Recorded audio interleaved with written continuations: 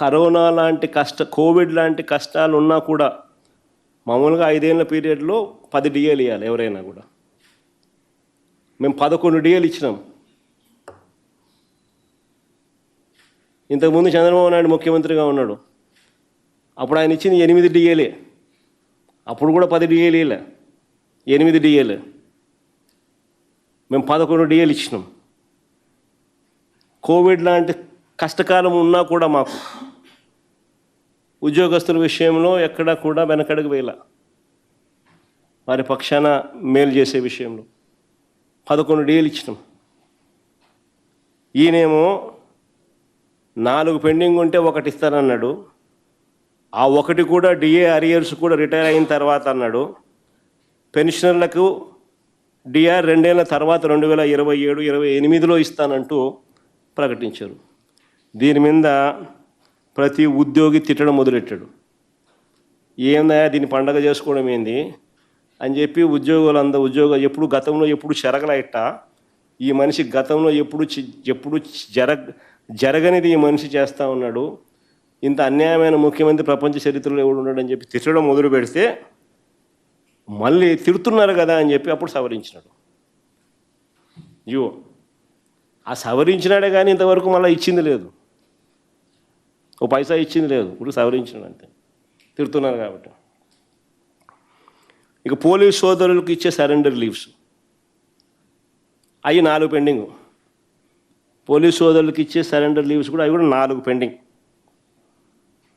ఒక్కొక్క సరెండర్ లీవ్కు 210 కోట్ల రూపాయలు అవుతుంది అని అనుకుంటే అందులో 100 కోట్లు ఇప్పుడు ఇస్తాడట. అది ఇలా 100 కోట్లు ఇప్పుడు ఇస్తాడట. మిగిలిన 100 కోట్లు జనవరిలో ఇస్తానని చెప్పాడు. అది ఇంతవరకు రూపాయి ఇలా. మరి దీన్ని చూసి సంబరాలు చేసుకోవాలంటాడు ఎంప్లాయీస్ అంతా. ఇంటికి సంబరాలు చేసుకోవాలి. 4 1, ఆ 1లో కూడా సగం, మిగతా సగం తర్వాత, ఆ చెప్పిన సగం కూడా ఇలా మా సంబరాలు చేసుకోమంటాడు. ఎందుకు సంబరాలు చేసుకుంటారు? నా పండగ చేసుకోమంటాడు. ఏంటికి పండగ చేసుకుంటాడు ఎవరైనా కూడా? ఎన్నికల్లో చంద్రబాబు గారు తీపి మాటలతో అరచేతిలో నిజంగా ఎంప్లాయీస్కు వైకుంఠం చూపించాడు. పాపం నిజంగానే మోసపోయినారు. తీరా ఇప్పుడు వారిని మోసం చేసి నడు రోడ్డు మీద నిలబెట్టి వికృత ఆనందాన్ని పొందుతా ఉన్నాడు చంద్రబాబు నాయుడు.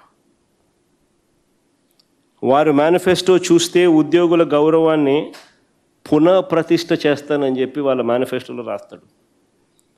తీరా ఇవాళ చూస్తే పచ్చబిల్లలు వేసుకుని గవర్నమెంట్ ఆఫీసుల్లోకి వెళ్ళి టీడీపీ వాళ్ళు దాడులు చేస్తూ ఉన్నారు. ఏమన్నంటే పొలిటికల్ గవర్నెన్స్ అంటున్నారు. ఏమన్నంటే పొలిటికల్ గవర్నెన్స్ అని చెప్పి నిర్మోహమాటంగా అంటున్నారు. ఓపీఎస్ అంటూ నమ్మబలికాడు ఎన్నికలకు ముందు. ఇవాళ మేము తెచ్చిన జీపీఎస్ లేదు, ఓపీఎస్ లేదు. జీపీఎస్ కోసం మేము యాక్ట్ తెస్తే ఈయన రూల్స్ గన ఫ్రేమ్ చేసి రిలీజ్ చేసింటే జీపీఎస్ ఫలితాలు ఈ పాటికే ఉద్యోగస్తులకు వచ్చి ఉండేటివి. అలాంటిది ఇవాళ ఉద్యోగస్తులకు జీపీఎస్ లేదు, ఓపీఎస్ లేదు. త్రిశంక స్వర్గంలో ఉద్యోగస్తులందరూ ఉన్నారు. మరోవైపున మేము తెచ్చిన జీపీఎస్ను కొనియాడుతూ కేంద్ర ప్రభుత్వం దగ్గర నుంచి అనేక రాష్ట్రాలు దీన్ని స్వీకరిస్తూ ముందుకు పోతూ ఉన్నాయి. ఉద్యోగులకు మెరుగైన పిఆర్సీ అన్నాడు ఎన్నికలప్పుడు. అధికారంలోకి వచ్చిన వెంటనే ఐఆర్ అన్నాడు. ఎన్నికలు అయిపోయాయి, అధికారంలోకి వచ్చినాడు. ఐఆర్ దేవుడు ఎరుగు. ఐఆర్ గురించి ఈరోజు మాటనే మాట్లాడు. పిఆర్సీ మరీ దారుణం. ఎక్కడ పిఆర్సీ నిర్ణయం బయటకు, ఎక్కడ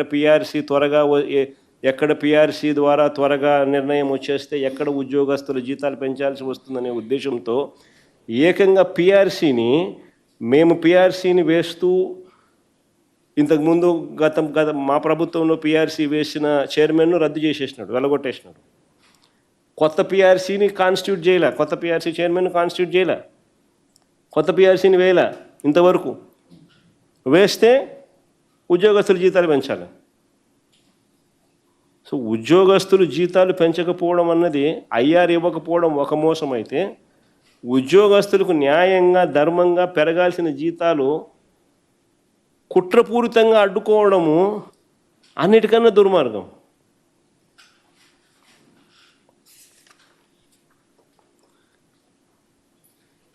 ఉద్యోగులకు ఇవ్వాల్సిన పిఆర్సీ బకాయిలు, పెండింగ్ డిఏలు, జీపీఎఫ్లు, ఏపీజీఎల్ఐలు, మెడికల్ రీయింబర్స్మెంట్లు, సరెండర్ లీవ్స్ మొత్తం దాదాపుగా 31,000 కోట్ల రూపాయలు ఇంతవరకు బకాయిలే. దీని గురించి మాట్లాడు. ప్రతి నెల ఎన్నికల ముందు ప్రతి నెల 1వ తారీఖునే ఉద్యోగస్తులకు జీతాలు అన్నాడు, పెన్షన్లు అన్నాడు, ప్రతి నెల 1వ తారీఖునే అన్నాడు. ఎన్నికలు అయిపోయినాయి, 1 నెల ఇచ్చినాడు అంతే. ఈరోజు ఉద్యోగస్తుల పరిస్థితి ఏంటంటే నెలలో జీతాలు ఎప్పుడు ఇస్తారో కూడా తెలియదు.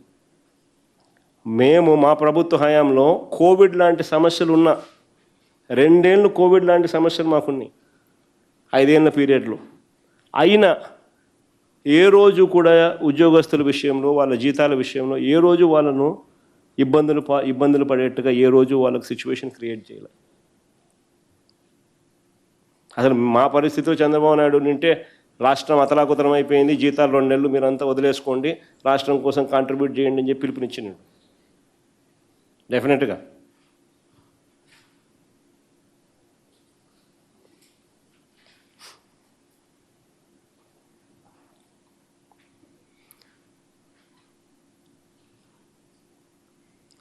మరోవైపు అవుట్సోర్సింగ్ కాంట్రాక్ట్ ఉద్యోగస్తులకు ప్రభుత్వ పథకాలు వర్తింప చేస్తానని హామీ ఇచ్చాడు. అసలు ఆ ఇచ్చే పథకాలే అరకొర. సూపర్ 6లు, సూపర్ 7లు గాలికి ఎగిరిపోయినాయి, మా పథకాలన్నీ రద్దయిపోయినాయి. ఆ ఇచ్చేటి అరకొర. వాటిలో కూడా వీళ్ళకి అవుట్సోర్సింగ్ వాళ్ళకి ఇవ్వడానికి కాంట్రాక్ట్ అవుట్సోర్సింగ్ వాళ్ళకి ఇవ్వడానికి ఈయనకు మనసు రావడంలా. అధికారంలోకి రాగానే వాలంటీర్లకు ఇచ్చే జీతం 5,000 కాదు 10,000కి పెంచుతానన్నాడు. ఎన్నికలప్పుడు వాళ్ళని ఆశ పెట్టినాడు, వాళ్ళను వాడుకున్నాడు, ఉపయోగించుకున్నాడు, కుట్రబడినాడు. ఎన్నికలు అయిపోయిన తర్వాత రోడ్డు మీద పడేసినాడు.